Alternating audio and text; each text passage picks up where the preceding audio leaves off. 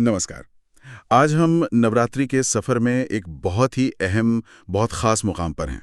नमस्कार। जी, आज हम बात करेंगे 8वें दिन की महाअष्टमी महाअष्टमी, बिल्कुल। और इस दिन पूजी जाने वाली देवी माँ महागौरी की। हम्म। हमारे पास देखिए जो जानकारी है, जो स्रोत हमने देखे हैं, उनके आधार पर आज हम कोशिश करेंगे इस दिन का मतलब समझने की, माँ का स्वरूप कैसा है, मान्यताएं क्या हैं, इसमें थोड़ा गहराई तक जाएंगे। हाँ, ये जरूरी भी है। तो आज का इरादा यही है कि महाअष्टमी का जो आध्यात्मिक सार है और जो मुख्य रीतियां हैं, उनको सबके सामने लाया जाए। बहुत अच्छा। तो चलिए शुरू करते हैं महागौरी के नाम से ही। महा मतलब महान या बहुत ज्यादा, और गौरी मतलब गौरी या श्वेत। हाँ, अत्यधिक श्वेत। नाम में ही कितनी वो दिव्यता और सफाई सी लगती है ना। बिल्कुल, नाम ही बहुत कुछ कहता है। महागौरी, जैसा हमने कहा, नवदुर्गा का 8वां रूप है। लेकिन ये जो अत्यधिक श्वेत वाली बात है, क्या ये सिर्फ रंग की बात है या कोई और गहरा मतलब भी है इसमें? नहीं, ये सिर्फ रंगत की बात नहीं है, बिल्कुल नहीं। महागौरी का मतलब है अत्यधिक श्वेत, ये तो ठीक है। पर हमने जो पढ़ा उसमें ये साफ है कि ये सफेदी उनकी परम शुद्धता को दिखाती है। शुद्धता? हाँ, पवित्रता, निर्मलता, मतलब एक ऐसी अवस्था जहां कोई मैल नहीं, कोई द्वेष नहीं, कोई नेगेटिविटी नहीं, एकदम साफ, प्योर कॉन्शियसनेस जिसे कहते हैं। अच्छा, और ये सफेदी आई कहाँ से? मतलब कोई कहानी है इसके पीछे? सुना तो है मैंने भी। हाँ हाँ, एक बहुत जानी मानी कथा है, कई जगह मिलती है। वो तपस्या वाली? बिल्कुल वही। देवी पार्वती ने शिवजी को पति रूप में पाने के लिए बहुत कठोर तपस्या की थी, बहुत ज्यादा। तो उस तपस्या में जाहिर है धूल मिट्टी धूप ये सब सहते सहते उनका शरीर थोड़ा श्याम वर्ण का हो गया था। अच्छा। फिर जब शिवजी प्रसन्न हुए, उन्होंने देवी को अपनाया, तो कहते हैं उन्होंने गंगा के पवित्र जल से देवी को स्नान कराया। गंगा जल से? हाँ, और उस स्नान के बाद देवी का जो रूप निखरा, वो बिजली की तरह चमक उठी, एकदम गोरी कांतिमान, और तभी से उनका नाम पड़ा महागौरी। अरे वाह, ये तो बड़ी दिलचस्प कहानी है। मतलब ये सफेदी सिर्फ बाहरी नहीं हुई फिर? नहीं, ये तो कठोर तप और उसके बाद मिली शुद्धि, उसका प्रतीक है। बिल्कुल सही, तब से निखरी हुई शुद्धता। मुझे ये पढ़कर भी बहुत अच्छा लगा कि उनका स्वरूप वो बहुत शांत बताया गया है, सौम्य, करुणामयी। हाँ। 4 भुजाएं हैं, एक हाथ में त्रिशूल, दूसरे में डमरू, और बाकी 2। तीसरा वर मुद्रा में, मतलब आशीर्वाद देते हुए, और चौथा अभय मुद्रा में, यानी डरो मत, मैं हूँ। अच्छा, और वाहन वृषभ है ना, बैल? हाँ, बैल, वृषभ। तो ये पूरा स्वरूप, इसका भी तो कोई मतलब होगा, त्रिशूल, डमरू? हाँ, हर चीज का प्रतीक है।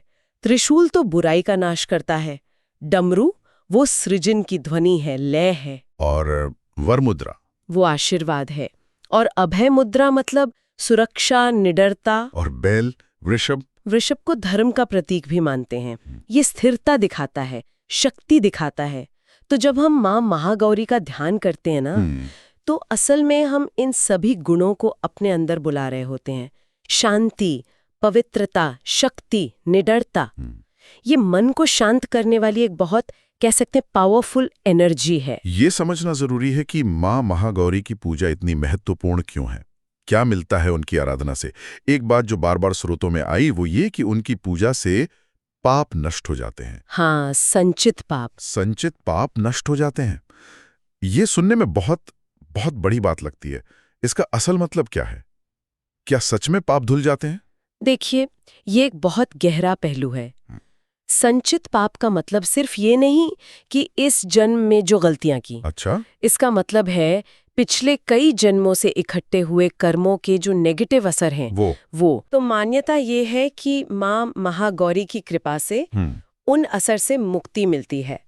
लेकिन इसे सिर्फ ऐसे ना देखें कि कोई हिसाब किताब मिट गया। इसका ना एक मनोवैज्ञानिक स्तर पर भी बहुत गहरा असर होता है। मनोवैज्ञानिक स्तर पर? वो कैसे, थोड़ा समझाएंगी? हाँ, देखिए, जब हम ये मानते हैं या महसूस करते हैं कि हमारे पाप धुल गए, तो हमारे मन से जो बोझ होता है ना, अपराध बोध का, गिल्ट का, पछतावे का, वो हट जाता है। अच्छा, हाँ। ये एक तरह की मेंटल क्लेंजिंग है, मानसिक शुद्धि। इससे इंसान को अंदर से पवित्रता महसूस होती है, एक गहरी शांति मिलती है, मन हल्का हो जाता है, और फिर भविष्य की तरफ ज्यादा पॉजिटिव होकर देख पाते हैं। सही बात है। तो ये सिर्फ आध्यात्मिक शुद्धि नहीं है, ये एक तरह का मेंटल रिन्यूअल भी है। अच्छा, तो मतलब ये हुआ कि ये सिर्फ पिछले कर्मों से पीछा छुड़ाना नहीं है, बल्कि अभी आज में एक नई साफ स्लेट के साथ आगे बढ़ने का मौका है। बिल्कुल, एक नई शुरुआत। ये तो हुई आध्यात्मिक और मानसिक शांति की बात, पर क्या हमारी रोजमर्रा की जिंदगी, मतलब सांसारिक जीवन, उसके लिए भी मां महागौरी की पूजा का कोई खास महत्व है? हाँ, बिल्कुल है। जानकारी यही कहती है कि माँ महागौरी भक्तों को सुख देती हैं, समृद्धि देती हैं। सुख समृद्धि। हाँ, और यहाँ समृद्धि का मतलब सिर्फ पैसा रुपया नहीं है। अच्छा। मतलब जीवन में संतुष्टि, सेहत अच्छी रहे, ओवरऑल वेल बीइंग जिसे कहते हैं, वो सब। उनकी कृपा से जीवन में जो रुकावटें आती हैं वो दूर होती हैं, खुशहाली आती है। और एक बात जो मुझे काफी इंटरेस्टिंग लगी वो ये कि उन्हें सुखी वैवाहिक जीवन देने वाली देवी भी माना जाता है। हाँ, ये भी एक महत्वपूर्ण पहलू है। इस पर थोड़ा और बताइए ना। हाँ, जैसा हमने उनकी कहानी में सुना ना कि उन्होंने तपस्या की थी शिवजी के लिए। हाँ, उन्होंने खुद इतनी कठोर तपस्या करके शिवजी को पति रूप में पाया था।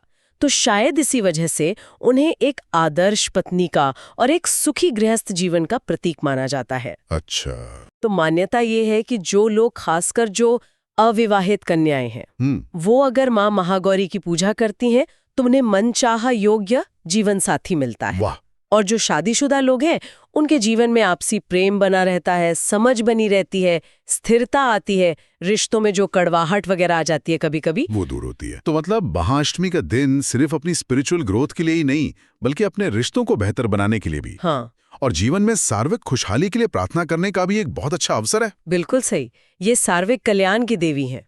अब आते हैं इस दिन की सबसे खास रीतियों पर, और मुझे लगता है सबसे प्यारी रीति वो है कन्या पूजन। हाँ, कंजक पूजन। कंजक पूजन भी कहते हैं जी। इसके बारे में जो हमने पढ़ा वो तो बस दिल को छू लेता है। बिल्कुल, कन्या पूजन बहुत ही सुंदर और बहुत मतलब वाली परंपरा है।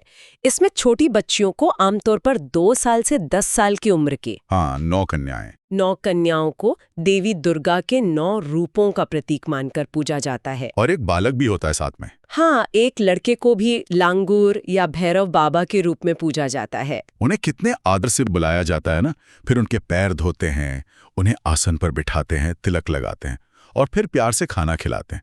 वो नज़ारा ही कितना पवित्र लगता है। हाँ, बहुत ही प्यारा। और खाना भी कोई ऐसा वैसा नहीं, पारंपरिक रूप से जैसा कई स्रोतों में लिखा है। हलवा, पूड़ी, चना। बिल्कुल, हलवा जो अक्सर सूजी का होता है, काले चने सूखे मसालेदार से, और पूड़ियाँ। ये तीनों चीजें हमारी संस्कृति में बहुत शुभ मानी जाती हैं। पवित्र। हाँ, अक्सर देवी के भोग में यही बनता है। हाँ। ये सात्विक भोजन है। और भोजन के बाद दक्षिणा भी देते हैं और कुछ तोहफे भी। हमने पढ़ा कि तोहफों में जैसे लाल चुनरी दे दी, चूड़ियां हैं, खिलौने।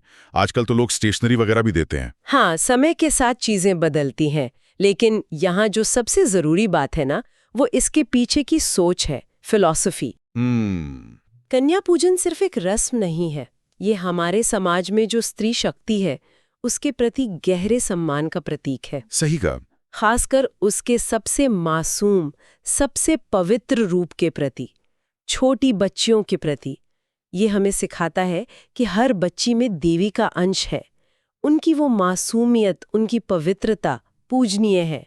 ये एक तरह से समाज को याद दिलाना है कि बेटियों का स्थान कितना ऊंचा है। ये वाकई बहुत गहरा संदेश है और आज के समय में तो ये और भी जरूरी लगता है। बिल्कुल जरूरी है। ये परंपरा हमें सिखाती है कि मासूमियत की कद्र करो, उसका सम्मान करो। कन्या पूजन के अलावा महाअष्टमी को दुर्गा अष्टमी के तौर पर भी मनाते हैं। हाँ, कई जगह, कई घरों में, मंदिरों में इस दिन विशेष पूजा होती है और हवन भी होता है। हवन, इसके बारे में थोड़ा और बताएंगे? ये क्या होता है, क्यों होता है? हवन एक बहुत प्राचीन वैदिक अनुष्ठान है। इसमें एक पवित्र अग्नि जलाई जाती है वेदी पर, और फिर मंत्र पढ़ते हुए उसमें घी, सामग्री जिसमें कई तरह की जड़ी बूटियां, अनाज वगैरह होते हैं, और दूसरी पवित्र चीजें डाली जाती हैं। इसे आहुति देना कहते हैं। आहुति? हाँ, अग्नि को एक तरह से देवदूत माना जाता है कि वो हमारी प्रार्थनाएं, हमारी भेंट देवताओं तक पहुंचाती हैं। अच्छा, तो दुर्गा अष्टमी पर हवन का क्या खास महत्व है? दुर्गा अष्टमी पर जो हवन होता है वो नवरात्रि के पूरे अनुष्ठान को जैसे एक पीक पर ले जाता है। अग्नि तत्व वैसे भी शुद्धि का प्रतीक है। तो माना जाता है कि हवन के धुएं से आसपास का वातावरण शुद्ध होता है, नेगेटिव एनर्जी दूर होती है, मंत्रों की शक्ति और अग्नि की ऊर्जा ये मिलकर एक बहुत शक्तिशाली पॉजिटिव माहौल बनाते हैं। अच्छा। और अगर हम नवरात्रि के पूरे कॉन्सेप्ट को देखें, बुराई पर अच्छाई की जीत, तो ये हवन उस संदेश को और मजबूत करता है। सही। ये 9 दिन की साधना की जो ऊर्जा है उसे एक तरह से कंक्लूड करके अगले दिन विजयादशमी की तैयारी जैसा है, एक आध्यात्मिक सफाई और शक्ति का आह्वान है ये तो सच में बहुत शक्तिशाली प्रक्रिया लगती है। अच्छा, एक और छोटी सी पर दिलचस्प बात सामने आई थी। हाँ, क्या इस दिन के लिए कोई खास रंग भी है, जैसे नवरात्रि के बाकी दिनों के होते हैं? हाँ है। जानकारी जो मिली है उसके हिसाब से महाअष्टमी के दिन का शुभ रंग अक्सर पीकॉक ग्रीन होता है, मयूर हरा। मयूर हरा। हाँ, या फिर गुलाबी, पिंक। हालांकि देखिए, रंगों को लेकर अलग अलग परंपराओं में थोड़ा फर्क हो सकता है, पर ये 2 रंग अक्सर बताए जाते हैं। मयूर हरा और गुलाबी दोनों ही कितने सुंदर रंग हैं। इनका क्या मतलब है इस दिन के लिहाज से? देखिए, मयूर हरा रंग जैसा मोर के पंख में होता है ना जी। वो नवीनता दिखाता है, जीवन शक्ति, ग्रोथ, भव्यता, प्रकृति से जुड़ा है, उर्वरता से जुड़ा है। और गुलाबी रंग वो प्रेम का रंग है, करुणा का, कोमलता का, आशावाद का। हाँ हाँ। तो ये दोनों ही रंग माँ महागौरी का जो शांत, सौम्य लेकिन शक्तिशाली रूप है और इस दिन की जो पॉजिटिव खुशी वाली एनर्जी है उससे बिल्कुल मेल खाते हैं। सही बात। तो कहते हैं ये रंग पहनना या इनका इस्तेमाल करना उस दिन की शुभता को अपने अंदर लेने जैसा है।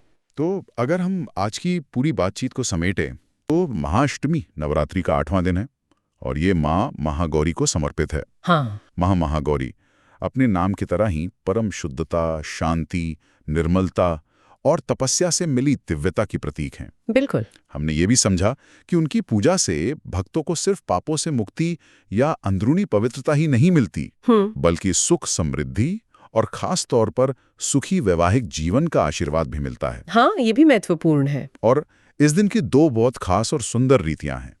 एक तो कन्या पूजन, जिसमें छोटी बच्चियों में देवी का रूप देखकर पूजा जाता है, जो बहुत प्यारा है। और दूसरी दुर्गा अष्टमी पूजा और हवन, जो शुद्धि और बुराई पर अच्छाई की जीत का प्रतीक है। सही। और हाँ, मयूर हरा और गुलाबी रंग इस दिन की शुभता से जुड़े हैं। बिल्कुल सही कहा। ये दिन नवरात्रि के समापन की तरफ एक बहुत जरूरी पड़ाव है। ये एक तरह से 9 दिन की साधना के बाद आध्यात्मिक सफाई का दिन है और एक नई पॉजिटिव शुरुआत का भी इशारा है। तो इसका निचोड़ क्या है अगर पूछें? हाँ, निचोड़ क्या है? निचोड़ यही है कि महाअष्टमी हमें मौका देती है अपनी आत्मा में झांकने का, वहाँ जो मैल है उसे साफ करने का, शांति पाने का और देवी माँ से सिर्फ अपने लिए नहीं, सबके कल्याण के लिए आशीर्वाद मांगने का। ये दिव्यता को उसके सबसे निर्दोष रूप में पहचानने और सम्मान देने का दिन है। बहुत खूब। आज हमने शुद्धता की बात की, नई शुरुआत की बात की, कन्या पूजन से मासूमियत में ईश्वर को देखने की बात की। ये सब त्योहार के समय बहुत अच्छा लगता है, बहुत प्रेरणा देता है। हाँ। पर यहाँ एक बात सोचने लायक है। त्योहार तो खत्म हो जाते हैं ना, पर क्या हम इस दिन जो सीखा, जो महसूस किया, उसे अपनी रोजमर्रा की जिंदगी में ला सकते हैं? वो जो आंतरिक शुद्धता है जिसकी हमने बात की, उसे त्योहार के बाद भी कैसे बनाए रखें? ये मुश्किल सवाल है। और शायद इससे भी ज्यादा जरूरी, हम अपने आसपास जो मासूमियत है, जो पवित्रता है, उसका सम्मान करने के लिए क्या कर सकते हैं? वो मासूमियत बच्चों में दिख सकती है, प्रकृति में दिख सकती है, किसी के निस्वार्थ काम में दिख सकती है। कैसे हम महाअष्टमी की इस पवित्र भावना को, इस पॉजिटिव एनर्जी को सिर्फ एक दिन नहीं बल्कि पूरे साल अपनी जिंदगी का हिस्सा बनाए रख सकते हैं? ये सवाल शायद सोचने लायक है।